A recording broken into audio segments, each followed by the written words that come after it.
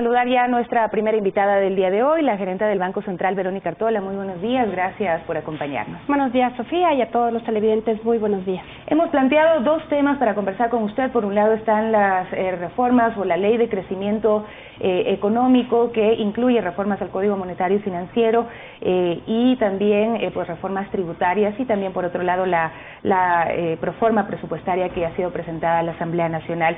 En el tema de la ley de crecimiento económico se ha planteado que se devolverá la independencia al Banco Central. ¿Cuáles serán los mecanismos para hacerlo?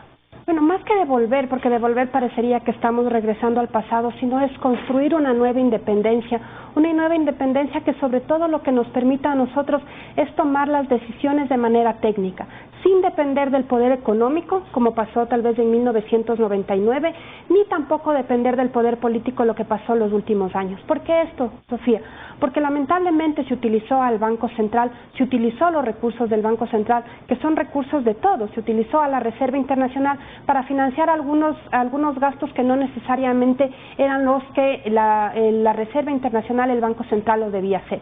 Esto lo que ha ido generando es que poco a poco se vaya debilitando el balance del Banco Central, los activos líquidos que nosotros tenemos. Entonces, por eso es que nosotros estamos buscando esta independencia, nuevamente, independencia para fortalecer la institucionalidad en la toma de decisiones de manera técnica. Mucho se ha cuestionado que la independencia es para que el Banco Central haga lo que quiera, sin ningún control, eso está totalmente equivocado.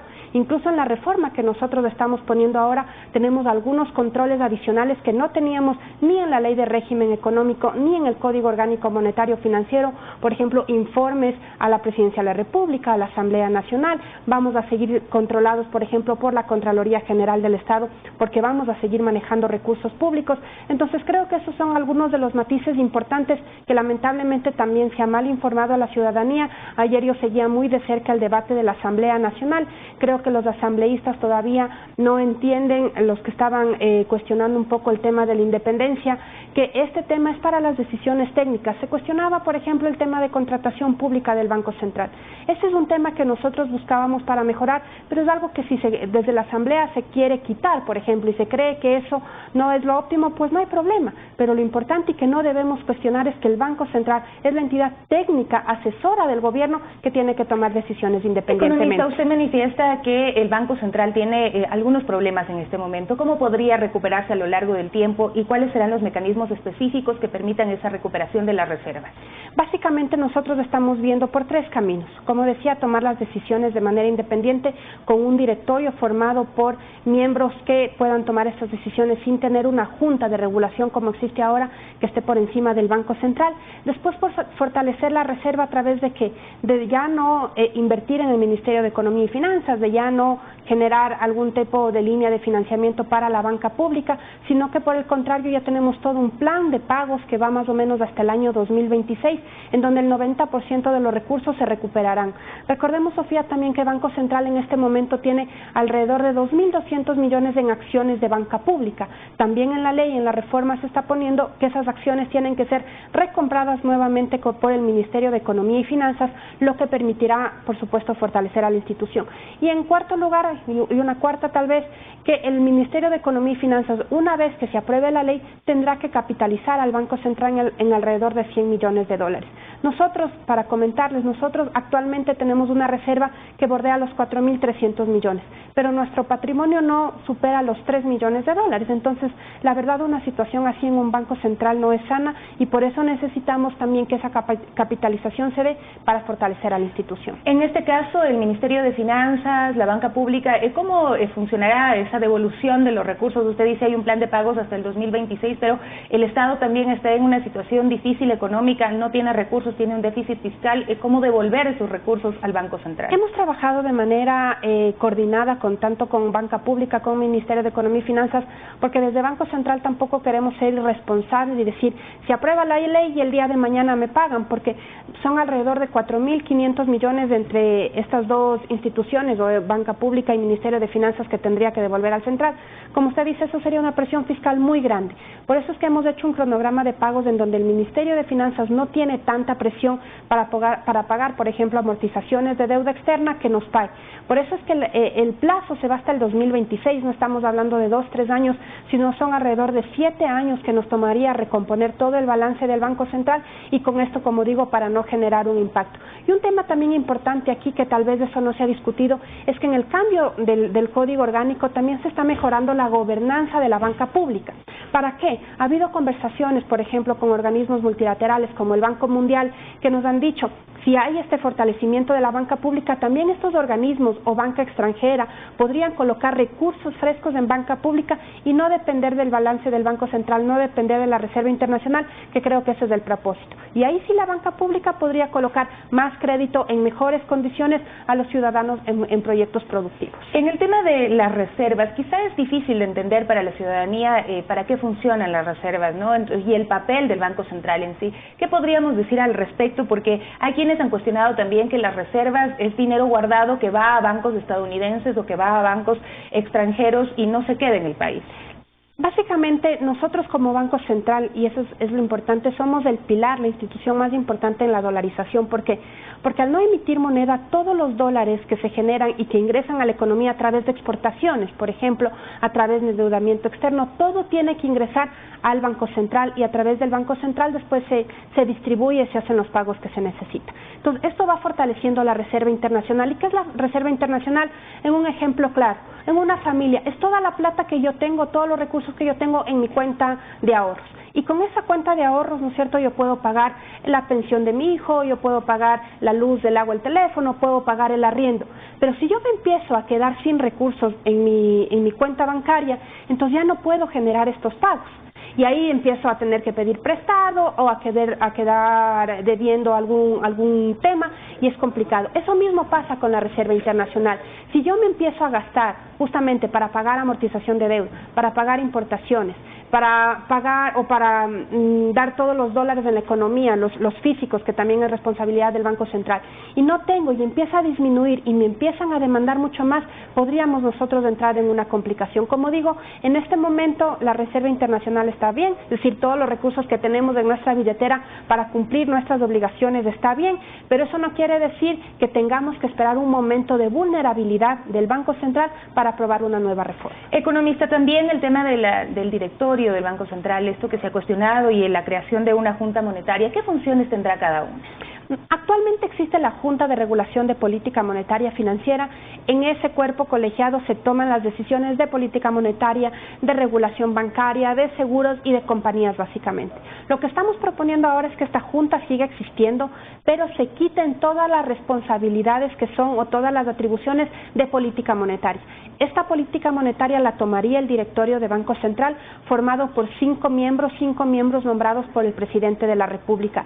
En el debate que yo tuve hace una semana y media en la Asamblea, ese tema justamente fue en discusión. Había algunos asambleístas que proponían que no solamente sea el presidente de la República, sino que haya algún tipo de doble veto, es decir, que el presidente de la República mande una terna, mande unos nombres, 5 nombres, y que sea en la Asamblea quien las defina. Podría ser un mecanismo interesante para quitar ese miedo. ¿Y qué potestades tendrán? Básicamente la definición de política monetaria, es decir, definir el encaje, tomar las decisiones de en dónde se invierte la Reserva Internacional, que no necesariamente es como dicen que es dinero guardado ocioso, sino que hay una rentabilidad interesante, aunque como Banco Central más buscamos la liquidez y la seguridad. Pero como digo, necesito también como Banco Central tener una fortaleza en mi billetera, en mis reservas, para que pueda manejar la economía. Hemos visto que el discurso que se maneja desde la oposición es que las decisiones de este directorio van a estar blindadas y que, digamos, ellos van a tener la autonomía de poder decidir sin tener responsabilidad ulterior. ¿Qué pasa en este ámbito? ¿Cómo está previsto?